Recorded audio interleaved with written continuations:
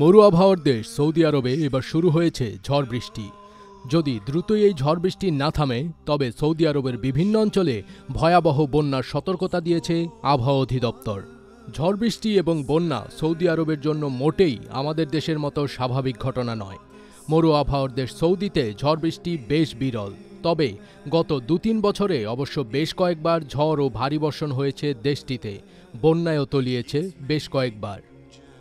Gulf নিউজের প্রতিবেদনে বলা হয়েছে, সৌদির মক্কা, মদিনায়, কাসিম, রিয়াদ, পূর্বাঞ্চলীয় প্রদেশ এবং উত্তরাঞ্চলীয় সীমান্ত এলাকায় ব্যাপক ঝড় বৃষ্টি শুরু হয়েছে।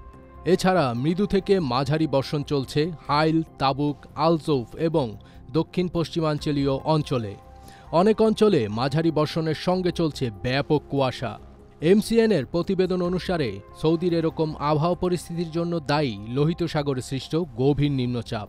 এক বিবৃতিতে এনসিএম জানিয়েছে, লোহিত সাগর থেকে সৌদির বিভিন্ন এলাকায় 18 থেকে 40 কিলোমিটার গতিতে বয়ে যাচ্ছে ঝোড়ো হাওয়া। বাতাসের এই গতি ঘন্টায় 50 কিলোমিটার পর্যন্ত উঠতে পারে বলে সতর্কতা দিয়েছে আবহাওয়া দপ্তর। একই সঙ্গে পারস্য উপসাগরেও ঝোড়ো আবহাওয়া শুরু হয়েছে।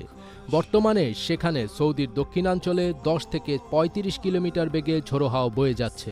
মরুভূমির দেশ সৌদি আরবে এমন ঝড় বৃষ্টি বিরল হলেও গত কয়েক বছরে কয়েকবার ভারী বর্ষণ হয়েছে দেশটিতে।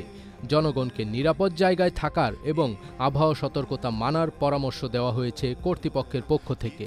রাসূলুল্লাহ সাল্লাল্লাহু আলাইহি ওয়াসাল্লাম বলেছেন, কিয়ামত অনুষ্ঠিত হবে না যে পর্যন্ত সম্পদের প্রাচুর্য না আসবে। এমনকি কোনো ব্যক্তি সম্পদের জাকাত নিয়ে ঘুরবে কিন্তু দেওয়ার মতো লোক পাবে না। আরবের মাঠঘাট তখন চারণভূমি ও নদীনালায় পরিণত হবে। এই হাদিসের দিকে লক্ষ্য করলে বোঝা যায় যে আরবে ঝড় বৃষ্টি শুধুমাত্র একটি প্রাকৃতিক দুর্যোগ নয়, বরং এটি কিয়ামতেরও একটি আলামত। ফজবির তাজ, এটিএন বাংলা।